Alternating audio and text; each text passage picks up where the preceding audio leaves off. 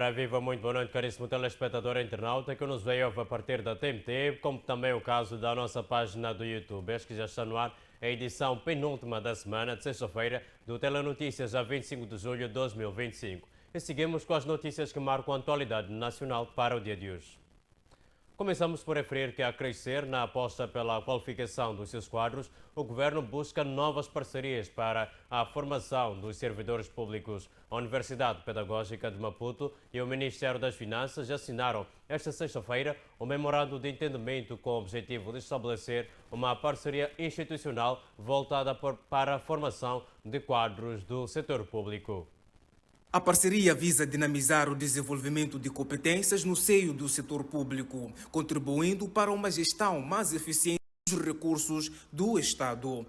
Segundo a secretária permanente do Ministério das Finanças, Albertina Furquia, o memorando tem como objetivo a formação dos funcionários do Ministério das Finanças na área de economia e gestão das finanças públicas, através de cursos de curta duração. Esta parceria tem por objetivo a formação de funcionários do Ministério das Finanças na área de economia e gestão de finanças públicas, nos cursos de curta duração, pós-graduação e no âmbito da implementação do currículo profissionalizante de economia e gestão de finanças públicas. Magnífico reitor, minhas senhoras e meus senhores, esperamos que com a assinatura deste memorando de entendimento que os nossos funcionários adquiram competências e valências que lhes permitam saber fazer em prol da melhoria do seu desempenho individual nas áreas de trabalho onde se encontram afetos em diferentes unidades orgânicas do Ministério das Finanças. O reitor da Universidade Pedagógica, Jorge Ferrão, considera o acordo um marco importante no reforço das capacidades institucionais e técnicas no domínio da economia e das finanças públicas. Este acordo, que é o primeiro que nós assinamos nesta época, é um marco importante nos nossos propósitos de reforçar as capacidades institucionais e técnicas no domínio da economia e das finanças públicas. Eu creio que não seremos apenas um acordo de forma e de modo convencional, como fazemos em condições normais, mas celebramos com o Ministério uma visão partilhada de formação do capital humano, de que todos nós, Moçambique e as instituições moçambicanas, carecem. Jorge Ferrão terminou agradecendo ao Ministério das Finanças pela confiança, reiterando que este é o início de uma caminhada promissora. De qualquer forma, eu terminaria agradecendo profundamente ao Ministério das Finanças pela confiança depositada. O mestre de cerimónias, acho que não se exagerou a dizer que esta seria a melhor opção. Eu não vou repetir as palavras dele, porque oficialmente não posso fazer, mas de qualquer forma queria reiterar que este é o início de uma caminhada que tem que ser fértil, onde a cooperação se transforma em impacto e onde cada passo será guiado pela sabedoria, pela coragem e pelo compromisso com o bem comum.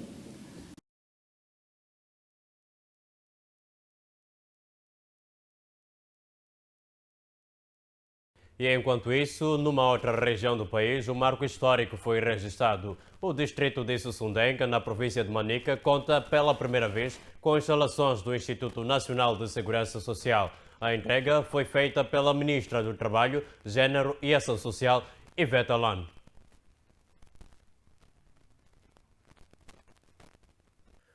O acesso aos serviços da Segurança Social acaba de dar um passo importante no distrito de Sussundenga, província de Manica. Pela primeira vez, o Instituto Nacional de Segurança Social passa a funcionar com instalações próprias no distrito, aproximando-se dos contribuintes, beneficiários e pensionistas da região.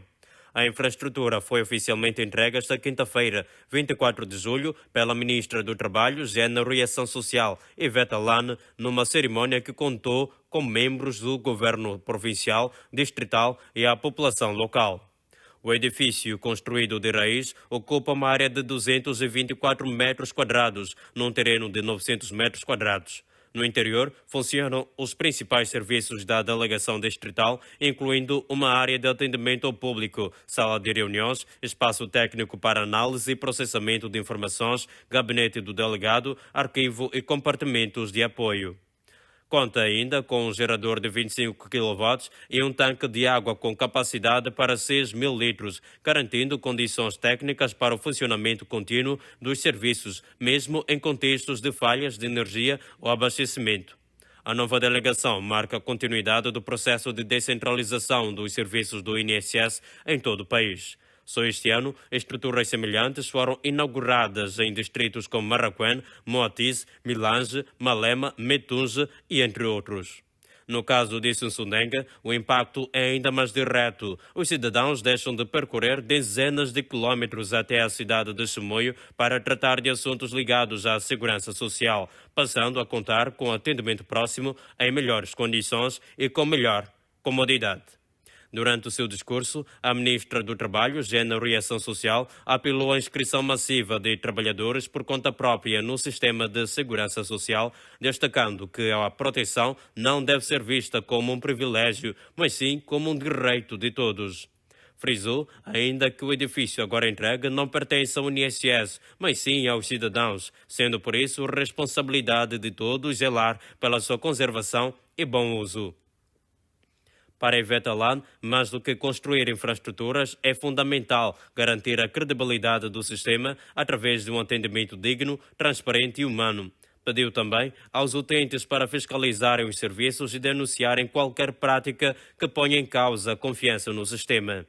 Até junho de 2025, o distrito de Sonsondenga contava com 298 contribuintes, cerca de 7.000 beneficiários e 578 pensionistas. No entanto, apenas 75 trabalhadores por conta própria estavam inscritos no sistema, número considerado baixo face ao potencial econômico da região. A governante pediu o envolvimento das autoridades locais, líderes comunitários e parceiros sociais para ampliar a consciencialização e inverter esse cenário. A província de Manica conta atualmente com uma delegação provincial na cidade de Chimoio, 2 distritais em Manica e agora em Sonsondenga, além de 4 postos de atendimento em funcionamento localizados nos distritos de Gondola, Macate, Moçorize e Goro. Recentemente foram concluídas as obras nos postos de Vandoze e Chimoio, estando ainda em construção os edifícios das delegações de Barroé e Inchope. Ao todo, o Sistema de Segurança Social cobre na província mais de 12.000 contribuintes, 133.000 beneficiários, quase 4.000 trabalhadores por conta própria e mais de 7.500 pensionistas. Com esta nova delegação, o INSS reafirma o compromisso de servir melhor os cidadãos, aproximando os serviços a quem mais precisa. Mais do que uma obra física, o edifício simboliza uma rede de solidariedade que se constrói com o contributo de todos e se mantém viva com responsabilidade, inclusão e justiça social. Já na cidade de Maputo, há novas pontes a serem construídas entre o sistema de justiça e o setor privado. Procedeu-se nesta quinta-feira ao lançamento oficial das parcerias entre a Afterwork e a Associação dos Juízes da Jurisdição Administrativa, melhor dizendo, que visa contribuir para o desenvolvimento de condições mais independentes e imparciais no seio do setor da justiça moçambicana. O evento contou com a presença de magistrados e demais individualidades e a mesma tem como finalidade a melhoria de condições no exercício independente, imparcial e digno da função de juiz, com vista a salvaguardar dos direitos e legítimos interesses dos juízes da jurisdição administrativa. Segundo o presidente da Associação dos Juízes da Jurisdição Administrativa, Walter Maduaia, a AJA nasce de uma missão clara de ser uma plataforma de defesa, execução e promoção dos interesses a defender, contribuindo para a justiça no país. Constitui a petição da AJA ser o patrocínio um espaço de produção de conhecimento, de promoção de contínua formação e fortalecimento de uma justiça cada vez mais acessível, eficaz e comprometida com os ideais e presentes desafios do Estado de Direito, sendo, neste particular, assinalados os memorandos de entendimento que já firmados com a IPAS no contexto da formação dos técnicos jurídicos e com a Faculdade de Direito da Universidade de Guadalmolhana no concernente à contínua formação de magistrados, membros plenos de direito da AJA. Em acréscimo, Walter Madjai afirmou que este elemento é o resultado do firmamento das parcerias e a cristalização na contribuição dos tribunais administrativos, aduaneiros e do sistema da justiça administrativa. Portanto, é uma agremiação que tem o seu papel, tem o seu posicionamento e se associa às outras na luta pelos direitos dos magistrados, no caso da jurisdição administrativa, que inclui o Tribunal Administrativo, os tribunais administrativos, fiscais e aduaneiros. Qual vai ser a principal luta? A principal batalha é engajar-nos naquilo que são os direitos fundamentais do cidadão, por um lado, através das nossas missões, através daquilo que é a posição do magistrado administrativo que tem perante o particular. Sabe que a jurisdição administrativa é uma jurisdição especializada e que o foco no nosso trabalho é contribuir para que, com base nas nossas ações em sede da associação, podemos incrementar apoios ao cidadão. Já estabelecemos por via disso parcerias com o IPAS, de modo a alimentar esta entidade de ferramentas técnicas legais para, em sede dos processos da jurisdição administrativa, o povo esteja melhor representado. Então, com base naquilo que é a atuação da AJA, através de memorandos de entendimento que já foram celebrados, temos estado a formar técnicos jurídicos para melhor representar a população em sede da jurisdição. Por sua vez, o juiz conselheiro Januário Ibunda afirmou que em Moçambique não há termos de referência em relação aos preços que são aplicados, sublinhando que esta é a causa da especulação nos contratos. Cada um põe o preço que entende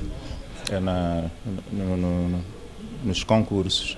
Daí que é necessário termos elementos de base. Nós devíamos ter preços de referência a partir dos quais a gente tem a ideia, por exemplo, se se vai construir um edifício com 3 andares, o orçamento andará mais ou menos por esses valores. Então, sem esses elementos é um bocado difícil, né?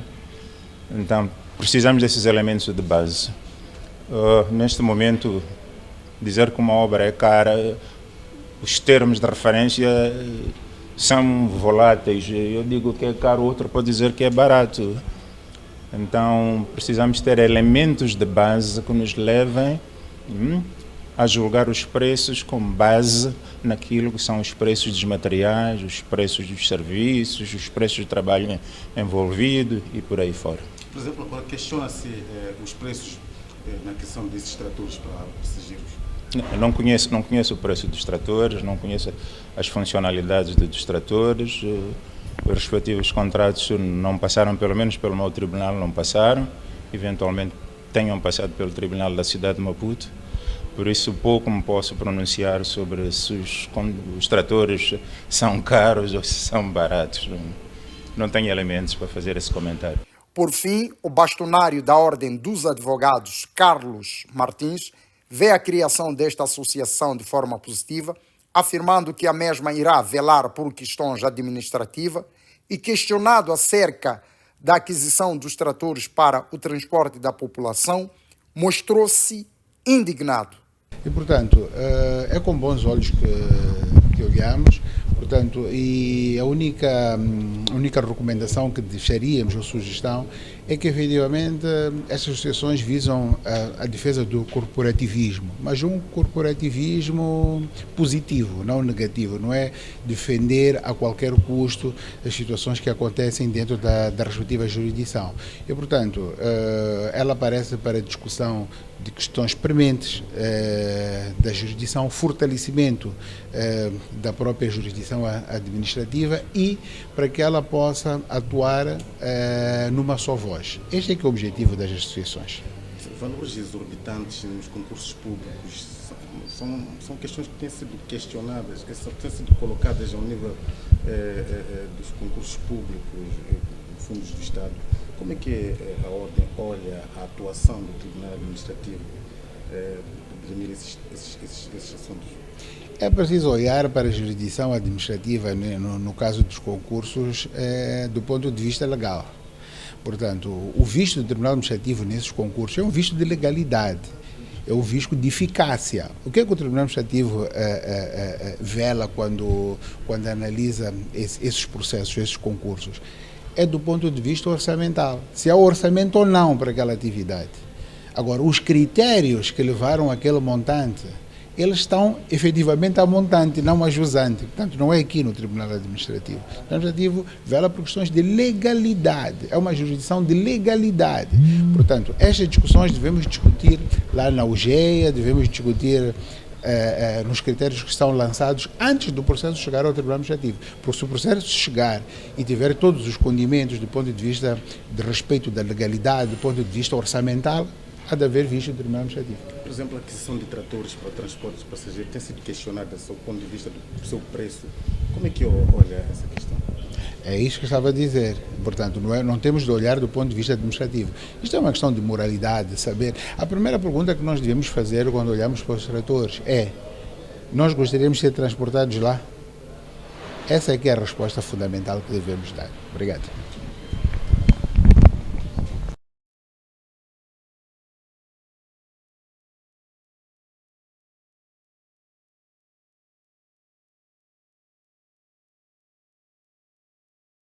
Numa outra frente, foi mais um momento de avaliação e ajustes entre o governo e o setor privado.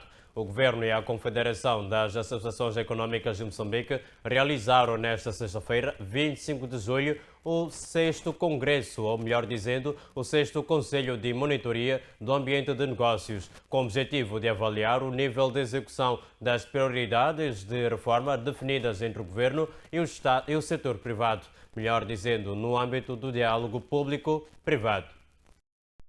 A Associação de Apoio e Assistência Jurídica às Comunidades, a AJC, uma organização da sociedade civil em Tete, denuncia graves problemas ambientais no distrito do Matize durante a exploração do carvão mineral, que é extraído quase todos os dias, provocando sérios problemas de saúde às comunidades locais. Esta revisão possa incluir aquilo que é o anseio das comunidades. Nós falamos aqui em Tete de poluição, então esperamos efetivamente que esta lei traga alguma coisa concreta para mitigar aquilo que é a questão da poluição que nós vivemos aqui em Tete. Nós estamos a falar das percentagens de desenvolvimento comunitário, então esperamos que esta lei também possa olhar para esta questão e definir quanto tempo é que deverá ser canalizado estas percentagens às comunidades. A sociedade civil em Tete diz que não basta ter leis em defesa das comunidades e as mesmas leis não são implementadas e entende que é preciso aplicá-las com rigor. Não adianta só fazermos esta revisão e ficar por aqui.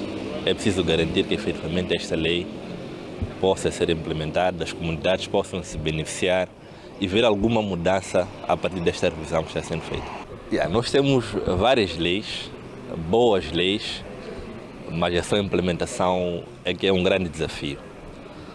Bom, poderemos dizer talvez que as comunidades e as pessoas que devem garantir a implementação destas leis provavelmente desconhecem as leis. Então, desconhecendo as leis, também pode ser difícil implementá-las. E aqueles que devem também cobrar a sua implementação, desconhecendo, podem também ter dificuldades de cobrar a sua implementação. Então há um grande trabalho que tem que ser feito. Lembre-se que recentemente o governo, empresários e sociedade civil estiveram reunidos na cidade de Tete no âmbito da escutação da revisão da legislação do setor mineiro para a exploração sustentável dos recursos minerais, um instrumento que há muito se espera para a sua aprovação e implementação para a melhoria da vida das comunidades abrangidas pela exploração de recursos naturais. Mas nem todas as notícias trazem bons indicadores. Em Tete, a sociedade civil faz um alerta preocupante. Aquela sociedade civil diz que naquela província os níveis de poluição ambiental resultantes da extração de carvão mineral no distrito de Moatize são graves e defende a criação de leis que minimizem os impactos desta atividade nas comunidades. O académico e ativista social Mebeca António falava em entrevista exclusiva à nossa equipa de reportagem após o governo alocar os meios circulantes para garantir melhor circulação de pessoas e bens. E nesse contexto, Moçambique desenvolveu a tecnologia do trator, que é para poder fazer face à viabilidade das pessoas. Então vamos agradecer, vamos saudar essa iniciativa. É bem acertada. Está satisfeito com a aquisição de tratores para a mobilidade de pessoas de bens aqui em Moçambique? Sim, não só eu estou satisfeito, todos nós estamos satisfeitos. Nós não podemos aqui, como diz na gíria popular, tapar o sol pela peneira. Todos nós estamos satisfeitos. Desde a independência, não havíamos visto isso ter acontecido, chegar até lá na localidade. As pessoas que estão a criticar não vivem lá, nessas zonas rurais. Não estão nessas localidades que estão a precisar desse transporte.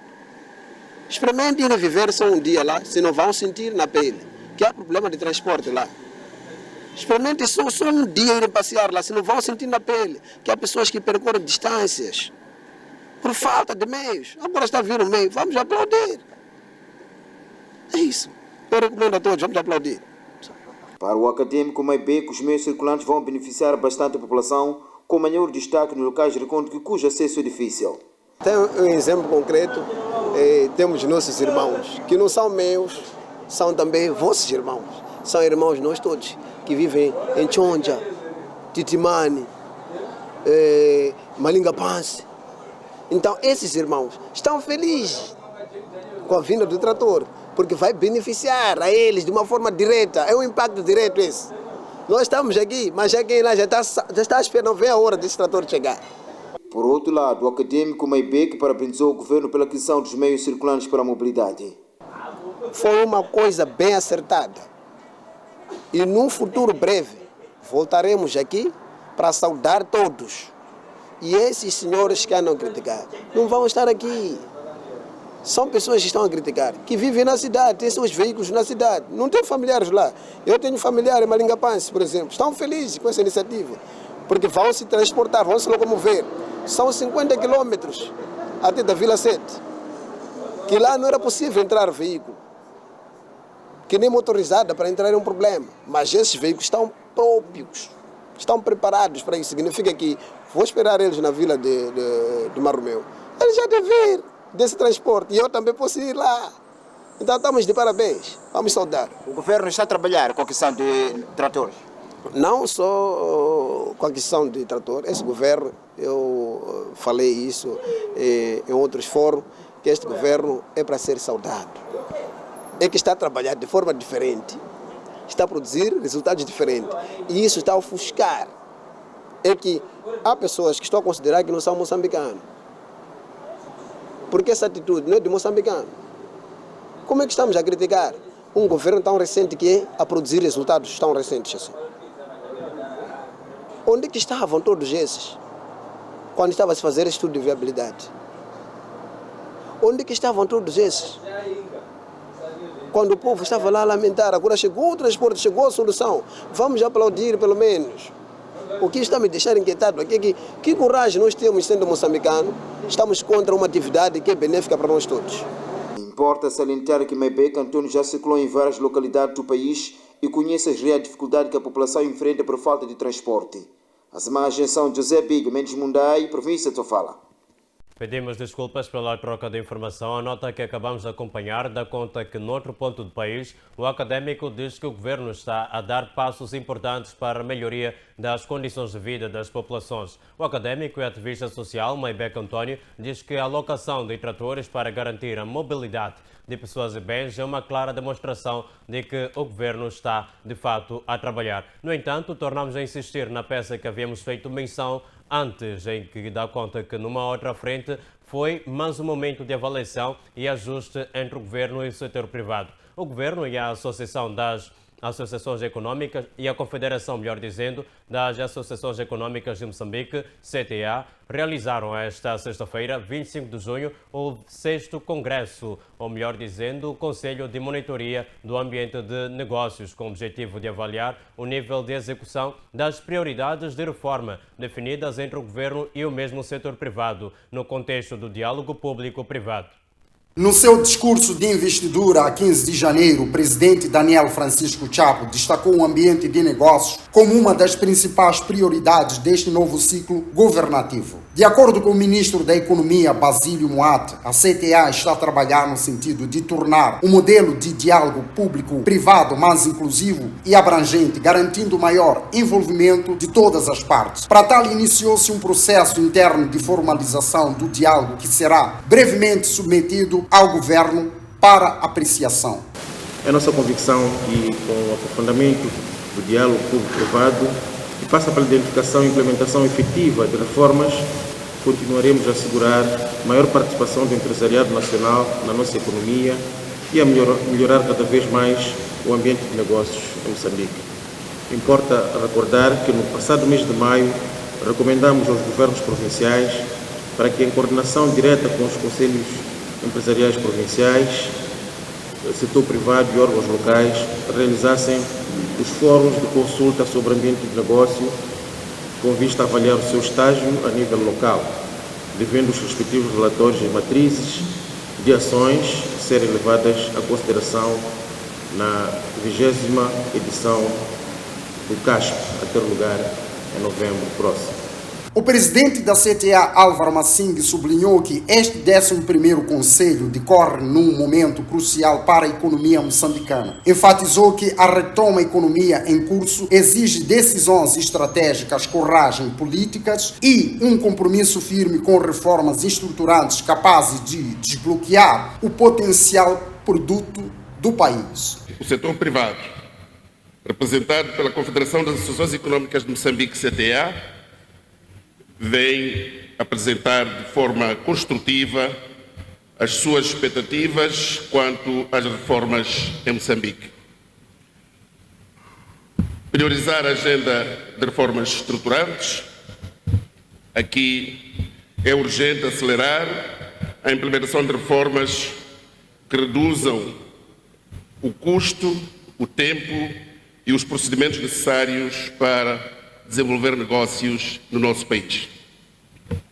Apesar da existência da legislação, subsistem entraves burocráticos, instabilidade normativa e custos elevados que comprometem a competitividade nacional. Reiteramos a necessidade de uma agenda de reformas centrada nos seguintes pilares: a estabilidade fiscal e previsibilidade legal, com a suspensão da introdução de novas taxas. Há a necessidade de se definir o limite máximo, em termos percentuais, de todos os impostos e taxas aplicáveis a um operador econômico. Por fim, a primeira-ministra Maria Bem-vinda Levi considerou que o exercício de indução e interação permitiu concluir que o governo e a CTA estão num caminho certo. Sublinhou ainda que esta é uma base sólida para o trabalho conjunto na busca de soluções sustentáveis que visam melhorar o ambiente de negócios em Moçambique. A implementação efetiva destas ações, com o objetivo de alavancar e dinamizar as atividades econômicas, requer a entrega abnegada de cada um dos diferentes níveis do diálogo público-privado, por forma a alcançarmos os objetivos almejados, isto é, a melhoria contínua do ambiente de negócio, a atração de mais investimento e o crescimento acelerado da nossa economia. Para efeito, será necessário que apostemos numa abordagem mais criativa e inovadora, que define de forma clara o papel do governo e o papel do setor privado, o que irá permitir a todos avaliar efetivamente o grau de implementação das ações de cada uma das partes acordadas no quadro do diálogo público-privado. A atenção no seio universitário ganha novos contornos em Nampula, norte do país. A reitoria da Universidade de Lúrio é acusada de instalar nepotismo durante o seu ciclo de governação e os queixosos dizem que a sua recandidatura é um atentado ao funcionamento normal daquela instituição. E já no próximo Feira que a Universidade de Lúrio veio conhecer um novo rosto para a gestão da mesma. Na sequência surgem vozes que acusam a atual reitora de instalar nepotismo e perseguição aos que não apoiam as suas decisões no seio da instituição. Estes preferiram falar em anonimato por temerem represálias caso ela seja reconduzida ao cargo. Os últimos 5 anos, eu que vi aquela universidade, eu só choro. É uma tristeza profunda. Dando continuidade, se o governo apostar naquela senhora, é o fim da Universidade de Lúrio. Ela agora entrou com o lema fazer o bem, sempre o bem. Mas se ela não conseguiu fazer bem nesses 5 anos, é nessa nova oportunidade que ela vai conseguir fazer o bem. Ela já está velha, ela tem que ir à reforma. Ela deve ir brincar com seus netos. Porque só agora, o nível de gestão, já entramos até em aspectos como nepotismo. Já me referi que ela, todo aquele diretor que ela bota, ela mantém no cargo. Agora até já está a nomear o próprio neto. Então como é que vai fazer o bem assim? Nós que não temos avó reitora, mas que somos competentes. Nós gostaríamos que tivéssemos uma nova reitora para podermos melhorar a situação. Porque sendo que os tutores dizem que é por causa da reitora, então gostaríamos que tivéssemos uma nova reitora, só para melhorarmos a situação, principalmente no curso de medicina, porque agora está a chegar até no ciclo básico. Já não tem aqueles docentes como antes, porque antes tinham bons docentes e nos ensinavam bem, mas agora até juntam enfermeiros, médicos para dar uma anatomia, então está a ser difícil. Até às vezes levam estudantes para dar um exemplo, cadeira de genética, dão nossos colegas, porque tem falta de docentes lá na Uniluro para o ciclo básico. A má gestão também afeta de forma direta os estudantes do curso de medicina que estão a ver o sonho de se tornar médicos a ser adiado por falta de pagamento ao Hospital Central de Nampula, e estes lançam o dedo acusador à atual reitoria. Sim, eu estou a fazer sou estudante do curso de Medicina Geral e as nossas dificuldades desde 2020 é que temos muitas paragens na nossa faculdade. Nós, principalmente do ciclo clínico, estamos a enfrentar muitos problemas. Para entrarmos no estágio, precisamos de fazer muito esforço. Às vezes somos expulsos porque não está a se fazer pagamento nos nossos tutores. E segundo os nossos tutores, dizem que a reitora é culpada porque ela diz que não quer pagar. Ela diz isso. Agora, neste momento, estou no 5º ano, estamos a fazer 2 cadeiras, estamos a fazer pediatria e oftalmologia. Fomos expulsos na oftalmologia por motivos de não pagamento. E até agora ainda não temos nenhuma resposta. E até agora está a nos cobrar inscrições, mesmo sem termos terminado o primeiro semestre das nossas cadeiras. Para que a universidade tome novas dinâmicas, os queixosos apelam aos membros com direito de voto a fazer com consciência e compromisso no desenvolvimento, e o apelo extensivo ao governo na pessoa do Presidente da República. Primeiro vou apelar aos membros do Conselho Universitário, que são os que têm direito a voto, para que transmitam a mensagem, porque ela perdeu a oportunidade de sair de Porta Grande. Né? Ela deveria ter reconhecido, deveria ter renunciado, ela nem deveria concorrer. Então eu apelo aos membros do Conselho Universitário para que não caiam nessa. Ela já nos provou nesses últimos 5 anos que não é capaz de dirigir uma universidade do calibre da Uniluro. Ela está mais preparada para gerir uma escola primária, até nem sei se vai conseguir. Segundo, ao governo, que pense muito bem na recondução daquela senhora. O nível de insatisfação é grande. Ninguém está satisfeito na Universidade de Lúrio. Ninguém. A partir do próprio segurança que nos abre a porta, ninguém está satisfeito. De realçar que são vários problemas reportados envolvendo a universidade e estudantes, assim como o corpo docente. Amos Manuel Cortiço Mulher, da capital do norte do país.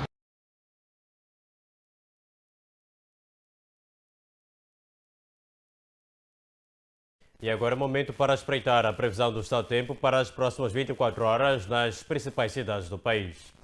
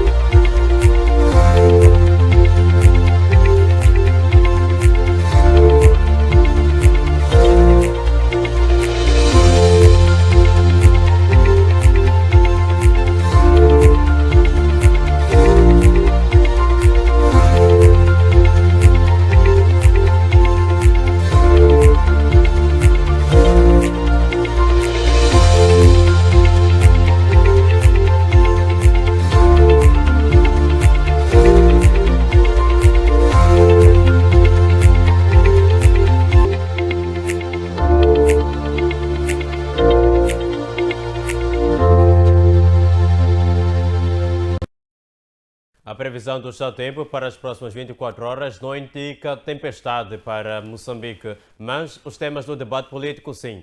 A Procuradoria-Geral da República acusa formalmente Venâncio Mondlane de 5 crimes. Será este o fim da sua carreira política ou então o início de um novo confronto com o atual sistema? Mas também o Centro de Integridade Pública levanta o alarme. Fundos do INSS podem estar na mira para salvar, melhor dizendo, a empresa Linhas Aéreas de Moçambique. As perguntas que pairam, na verdade, são: é investimento de fato estratégico ou então um desvio perigoso do dinheiro dos trabalhadores que juntaram durante anos? Mas temos como terceiro tema a ser discutido que em Micanhelas famílias desesperadas alimentam-se de capim para sobreviver. É um caso de fato grave e a pergunta, mas uma que se faz, é como é que em pleno século XXI a fome ainda é grave no estado moçambicano. Recordando que num passado não muito distante foi dito que as famílias tinham ou podiam fazer pelo menos 3 refeições ao dia. No entanto,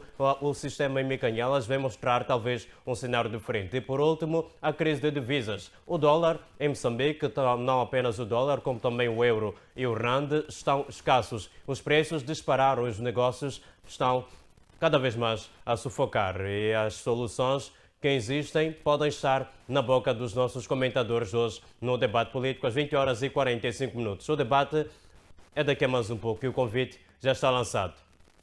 Que essa noite de sexta-feira seja altamente abençoada. Fique bem. Aliás, fique com Deus.